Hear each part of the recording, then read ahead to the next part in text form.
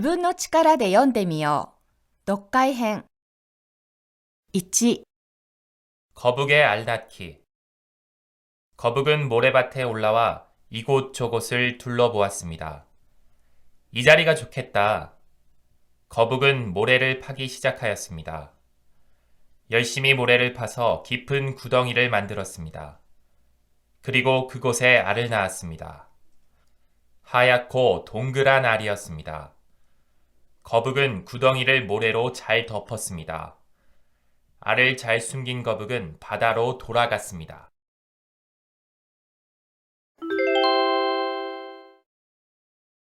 2、 어떻게 되었을까요? 양들이 사는 마을에 무서운 호랑이 한 마리가 나타났습니다.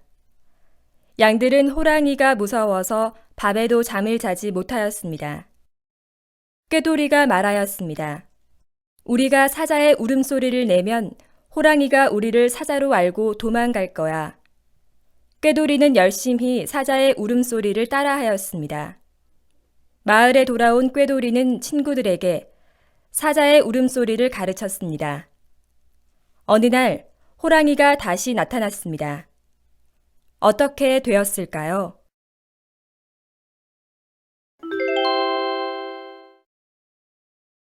3、 흉내내는 말. 우리나라 말에는 흉내내는 말이 많이 있습니다. 흉내내는 말을 사용하면 어떤 점이 좋은지 알아봅시다. 드르렁 드르렁 이라는 말을 들으면 어떤 생각이 드나요? 아저씨가 코 고는 소리를 심하게 내면서 자는 모습이 떠오르지요. 색색 이라는 말을 들으면 어떤 생각이 드나요? 귀엽고 조그마한 아기가 숨을 내쉬면서 잠을 자는 모습이 떠오르지요. 콸콸 이라는 말을 들으면 어떤 생각이 드나요? 수도꼭지에서 물이 큰 소리를 내며 쏟아져 나오는 모습이 떠오르지요. 조르르 이라는 말을 들으면 어떤 생각이 드나요? 수도꼭지에서 물이 작은 소리를 내며 떨어지는 모습이 떠오릅니다.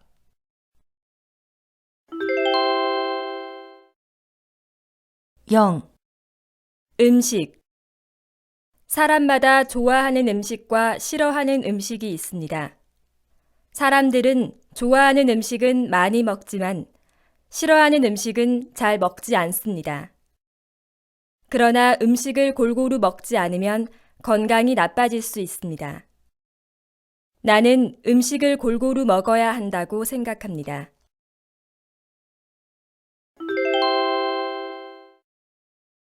5、 금강산. 금강산은 세계적으로 널리 알려져 있는 아름다운 산으로 우리나라의 강원도 북부에 있습니다. 금강산에서 가장 높은 봉우리인 비로봉에 오르면 1만 2천 개의 봉우리와 동해의 푸른 바다를 한눈에 볼 수 있습니다. 금강산의 자랑거리는 변화무쌍한 계곡과 곳곳에 폭포를 이루며 흐르는 맑은 물, 자연의 신비로움을 자아내는 특이한 모습을 한 암벽들입니다. 특히 만물상, 절부암, 삼선암 등은 자연이 만들어낸 걸작이라고 말합니다. 금강산의 이름은 여러 개입니다. 계절의 변화에 따라 경치가 달라져서 서로 다른 느낌을 주기 때문입니다. 봄에는 금강산, 여름에는 복례산, 가을에는 풍악산, 겨울에는 개골산이라고 부릅니다.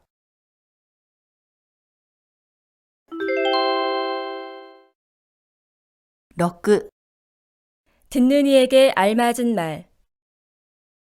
수고라는 말은 일을 하는데 힘을 들이고 애를 쓴다는 뜻입니다.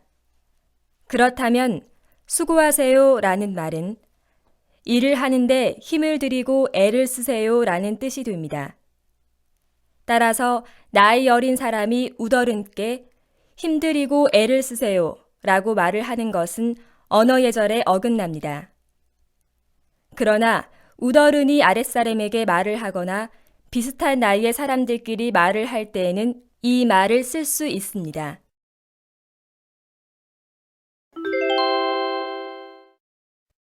7、 가오리연 만들기. 만드는 방법. 한지를 네모 모양으로 자릅니다. 한지 가운데에 대오리 하나를 놓고 종이 테이프로 붙입니다. 이것은 연의 중심살입니다. 또 하나의 대오리를 활처럼 휘게 하여 다른 대오리와 가로질러 놓습니다. 그리고 종이 테이프로 붙입니다. 이것은 연의 허리살입니다. 남은 한지를 허리띠 모양으로 길게 자릅니다. 이것을 3개 만듭니다. 이것은 연의 꼬리입니다. 연의 꼬리를 3곳에 붙입니다. 허리살 가운데와 중심살 끝 부분에 실을 묶습니다. 중심살에 묶은 실과 얼레의 실을 잇습니다.8、 세종대왕. 어느 날 이른 새벽이었습니다. 세종대왕이 궁궐을 돌아보고 있었습니다. 그러다가 새벽까지 공부를 하다가 앉은 채 잠든 젊은 학자를 보았습니다. 세종대왕은 입고 있던 옷을 벗었습니다. 그리고 그 옷으로 젊은 학자를 덮어주었습니다. 세종대왕은 자기 몸처럼 신하들을 돌보았습니다. 세종대왕은 백성들이 사는 모습도 꼼꼼히 살폈습니다. 백성들은 어떻게 살고 있을까?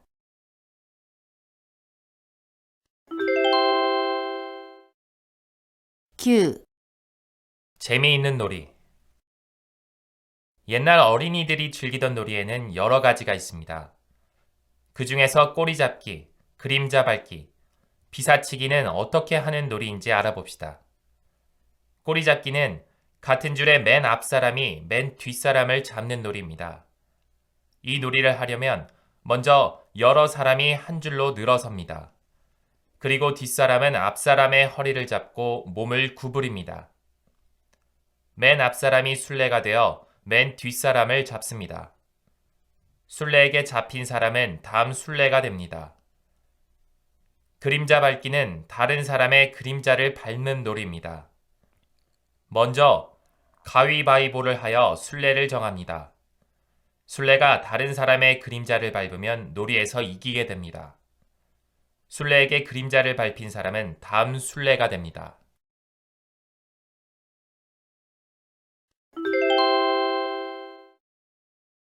10、 물은 요술쟁이. 나는 물입니다. 지금 주전자 안에서 보글보글 끓고 있지요.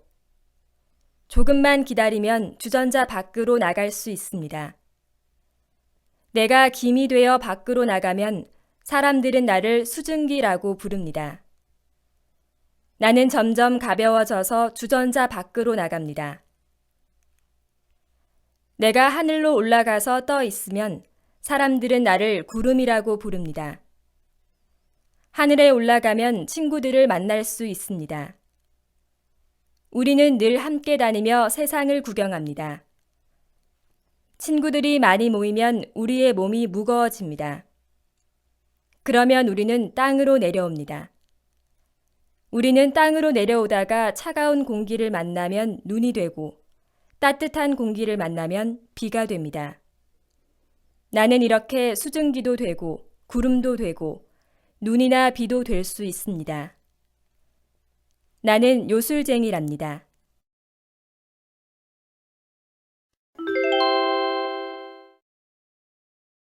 11、 실감나게 말해요. 다음은 월드컵 대회에서 우리나라 선수들이 골을 넣고 기뻐하는 장면입니다. 진행자와 해설자가 한 말을 살펴봅시다. 골인! 골인! 드디어 골을 넣었습니다. 축구장이 떠나갈 듯 울리는 이 함성이 들리십니까? 골을 넣은 선수 좀 보십시오. 한 손가락을 자랑스럽게 하늘을 향해 치켜들고 있습니다. 드디어 한 골을 넣었다는 표시인가요? 계속해서 두 손가락, 세 손가락을 치켜 올릴 수 있으면 좋겠습니다.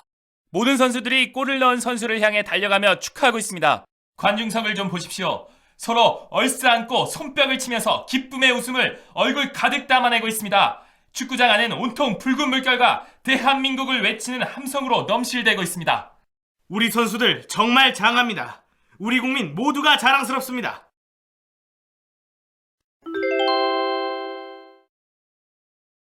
12、 어떻게 하면 좋을까? 고양이가 날마다 쥐를 잡아갔습니다. 엄마 쥐가 가족 회의를 열었습니다. 첫째 쥐가 말하였습니다. 이사를 가면 좋겠어요. 이웃 마을에는 고양이가 없을 거예요. 그러자 둘째 쥐가 말하였습니다. 이삿짐을 싸려면 힘들잖아요. 차라리 한 명씩 돌아가며 망을 보도록 해요. 그러자 셋째 쥐가 말하였습니다. 고양이 목에 방울을 달면 어때요? 고양이가 올 때마다 방울 소리가 나니까 빨리 도망갈 수 있어요.13、 푸른 하늘을 그리고 싶어요. 저는 도시에 사는 초등학생입니다. 어제는 우리 동네의 풍경을 그리려고 산에 올라갔습니다. 그런데 이게 웬일입니까? 뿌연 공기 때문에 우리 동네를 제대로 볼 수 없었습니다. 도시의 공기가 이렇게까지 오염되어 있는지는 몰랐습니다. 하늘을 뿌옇게 덮고 있는 공장 굴뚝의 연기, 자동차의 배기가스, 그 밖에 각종 오염물질들이 밉습니다. 이러다가는 외할머니께서 살고 계시는 저 시골의 하늘까지도 온통 뿌연 회색으로 덮일지 모르겠습니다. 생각하고 싶지도 않지만 그런 날이 오면 하늘색 크레파스나 물감의 색깔이 바뀌어야겠지요. 하늘을 그리면서 회색을 칠해야 할 테니까요. 그때쯤이면 회색을 하늘색이라고 불러야겠지요. 하늘색은 언제까지나 푸른 하늘색이었으면 좋겠습니다.14、 철이의 다짐. 철이와 민호는 친한 친구입니다. 철이는 항상 성급하고 민호는 침착합니다. 철이는 민호를 거북이라고 놀리기도 합니다. 민호는 항상 차분하게 행동하여 선생님께 칭찬을 자주 듣습니다. 길을 다닐 때에도 민호는 뛰어다니지 않습니다. 횡단보도를 건널 때에도 민호는 차가 멈춘 것을 확인한 다음에 건너갑니다. 민호는 교통지도를 아시는 녹색 어머니회 어머니로부터 칭찬을 자주 듣습니다. 철이와 민호는 오늘도 학교 공부를 마치고 즐겁게 교문을 나섰습니다. 횡단보도 앞에 이르렀을 때에 초록색 등이 깜빡였습니다. 철이는 급히 길을 건너려고 하였습니다. 철이가 몇 걸음 뛰어갔을 때 신호가 바뀌고 정지선을 넘어 차들이 움직이기 시작하였습니다. 철이는 길 가운데에 멈추어 서서 어쩔 줄 몰라 하였습니다. 택시 운전기사 아저씨께서 차를 멈추고 빨리 지나가라고 철이에게 손짓을 하셨습니다. 무사히 건너간 철이는 얼굴이 밝아진 채 민호를 쳐다보았습니다. 신호가 바뀌자 민호는 안전하게 길을 건넜습니다.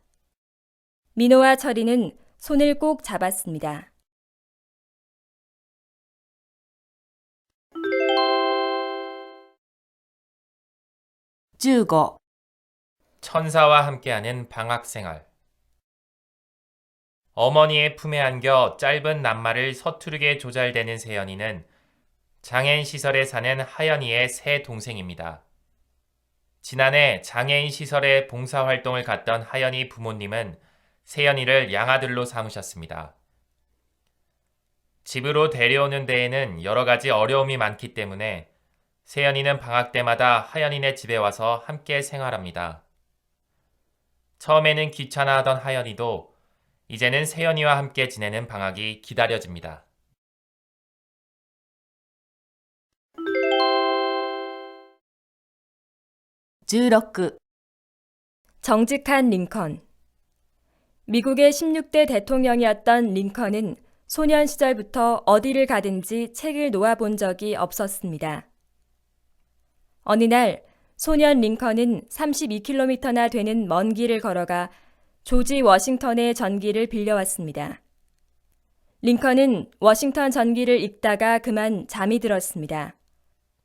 그런데 밤사이에 내린 비가 들이쳐 책이 젖고 말았습니다. 링컨은 책을 빌려준 사람에게 그 사실을 정직하게 말했습니다. 그리고 그 책값을 물어주기 위하여 3일 동안 열심히 일했습니다. 어른이 되어 링컨이 주의회 의원 선거에 출마했을 때였습니다. 당에서는 그에게 $200의 선거 자금을 지원해 주었습니다.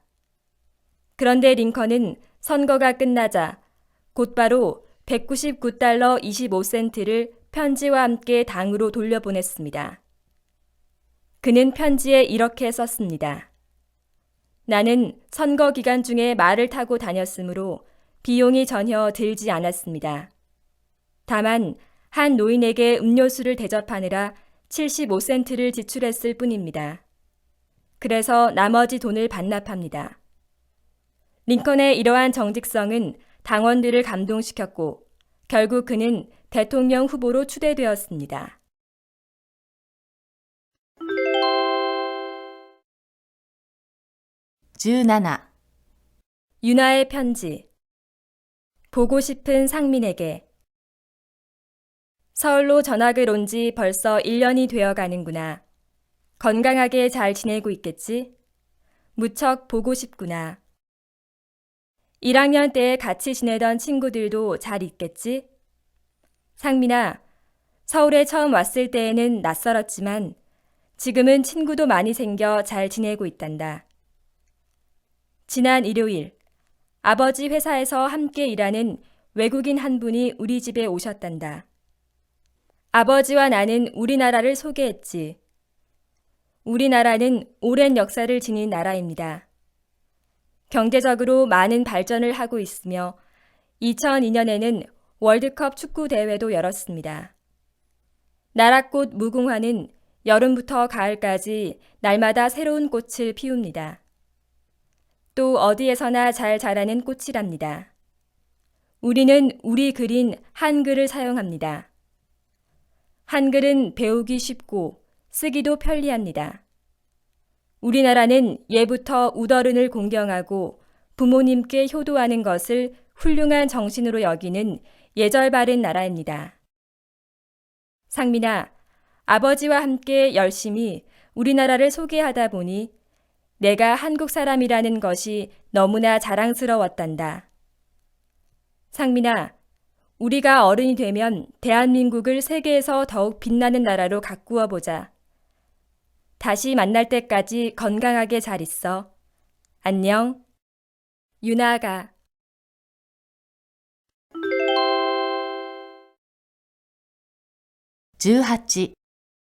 이웃사촌으로 지내려면.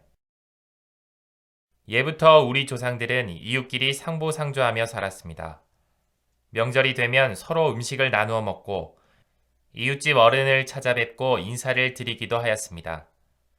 또 혼인, 환갑, 장례 등 여러 행사의 기쁨과 슬픔을 함께 나누었습니다. 그래서 이웃사촌이라는 말이 생겨났습니다.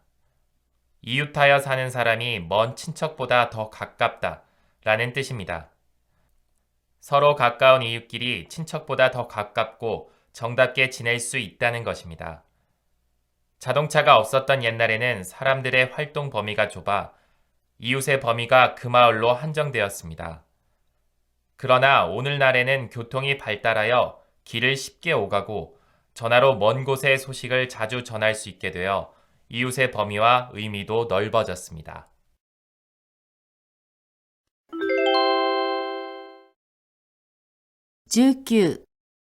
버려지는 음식. 오늘은 연준이 할아버지의 생신날입니다. 할아버지의 생신을 축하하기 위해 가까운 친척들이 집 근처에 있는 음식점에 모였습니다. 뷔페식 음식점에는 먹을 것이 잔뜩 준비되어 있었습니다. 모양도 가지가지, 빛깔도 아롱다롱. 마치 음식 나라에 온 것 같았습니다. 연준이는 맛있어 보이는 음식을 이것저것 접시에 가득 담아가지고 자리로 돌아왔습니다. 그것을 보신 할머니께서 말씀하셨습니다. 연준아, 음식은 먹을 만큼만 가져와서 맛있게 먹어야지. 남기면 아까운 음식이 쓰레기가 되지 않니? 그러나 연준이는 언젠가 다른 뷔페식 음식점에서 먼저 온 사람들이 맛있는 것을 다 가져가서 먹지 못한 경험이 있기 때문에 이번에는 맛있는 것을 충분히 가져다 놓아야겠다고 생각했습니다. 그런데 연준이는 가져온 음식을 맛있게 먹었지만 나중에는 배가 불러 음식을 남기고 말았습니다. 이때 할아버지께서 연준아, 음식을 귀하게 여기고 고마운 마음으로 남기지 말고 먹어야 한단다. 지금도 어떤 곳에는 먹을 것이 부족해 굶는 어린이가 많이 있지 않니? 하고 타이르셨습니다. 아버지께서도 연준이에게 할아버지 말씀을 잘 새겨 들어야 한다고 하시면서 음식을 남기면 쓰레기가 지나치게 늘어나 자연환경을 병들게 할 수도 있단다. 하고 말씀하셨습니다. 연준이는 주변을 둘러보았습니다. 다른 사람들은 음식을 먹을 만큼만 덜어와 남긴 것이 별로 없었습니다. 그제야 연준이는 자신의 행동이 잘못된 것임을 깨닫고 무척 부끄러웠습니다.20、 화가와 호루라기. 젊은이와 만나기로 한 시간이 되자 목에 호루라기를 건 교통경찰관이 다가와 화가 할아버지에게 인사를 하였습니다. 선생님, 제게 이 호루라기를 준 것을 기억하시겠습니까? 저는 전쟁고아로 힘겹게 자라면서 나쁜 길로 빠지고 싶을 때도 많았습니다. 그렇지만 그럴 때마다 이 호루라기를 불며 생각을 고쳐먹곤 했답니다. 경찰관은 화가 할아버지를 집으로 모셨습니다. 놀랍게도 그 집 거실에는 화가가 잃어버린 아내의 그림이 걸려 있었습니다. 선생님, 용서하십시오. 돌아가신 제 어머니의 모습과 너무 닮아서 그만. 선생님께 그림을 돌려드리고 꼭 용서를 빌고 싶었습니다. 경찰관은 사진첩에서 누렇게 바랜 사진 한 장을 꺼내어 화가 할아버지에게 보여주었습니다. 그 사진은 다름 아닌 젊은 시절의 화가 할아버지가 찍어준 아내의 사진이었습니다. 두 사람은 서로 얼싸안았습니다.